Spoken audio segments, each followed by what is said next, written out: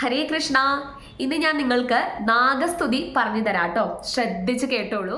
ശിവാഭരണം ഘോരരൂപം പഞ്ച ഇന്ദ്രിയ താരകം നിത്യം ജാഗ്രസ്ഥിതി നിഷ്ടം നാഗനാഗം ആശ്രയേഹം നാഗനാഗം നാഗനാഗം നാഗനാഗം ആശ്രയേഹം നാഗനാഗം നാഗനാഗം നാഗനാഗം ആശ്രയേഹം.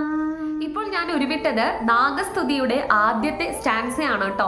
ഇതിന്റെ അർത്ഥം ഇങ്ങനെയാകുന്നു: ശിവാഭരണം ഘോരരൂപം പഞ്ച ഇന്ദ്രിയ താരകം എന്ന് ഉദ്ദേശിക്കുന്നത് പഞ്ച ഇന്ദ്രിയങ്ങളെയും നിലനിർത്തുകയും നിയന്ത്രിക്കുകയും ചെയ്യുന്ന ആ ഘോരരൂപിയായ മഹാദേവനിൽ ഞാൻ എന്നും അഭയം പ്രാപിക്കുന്നു. അദ്ദേഹത്തിന്റെ ശരീരത്തിൽ ഞാൻ ആഭരണമായി മാറുകയാണ് എന്നതാണ്. നിത്യം ജാഗ്ര സ്ഥിതേ നിഷ്ടം നാഗനാഗം ആശ്രയേഹം എന്ന് ഉദ്ദേശിക്കുന്നത് സ്ഥിരതയും ദൃഢതയും നൽകുന്ന, എപ്പോഴും ഉണർന്നിരിക്കുന്ന, എന്നും സ്ഥിരമായി നിൽക്കുന്ന ആ നാഗദേവനിൽ എന്നും ഞാൻ അഭയം പ്രാപിക്കുന്നു എന്നതാണ്.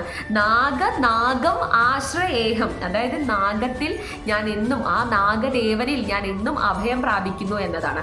അതായത് ഭഗവാൻ മഹാദേവന്റെ ഏറ്റവും വലിയ ആഭരണമായിരിക്കുന്ന ആ നാഗദേവനിൽ, എന്നും സ്ഥിരതയുള്ള ആ നാഗദേവനിൽ ഞാൻ എന്നെ തന്നെ സമർപ്പിച്ച് ഞാൻ ആശ്രയം കണ്ടെത്തുന്നു എന്നതാണ് ഈ ഒരു സ്റ്റാൻസയുടെ അർത്ഥം.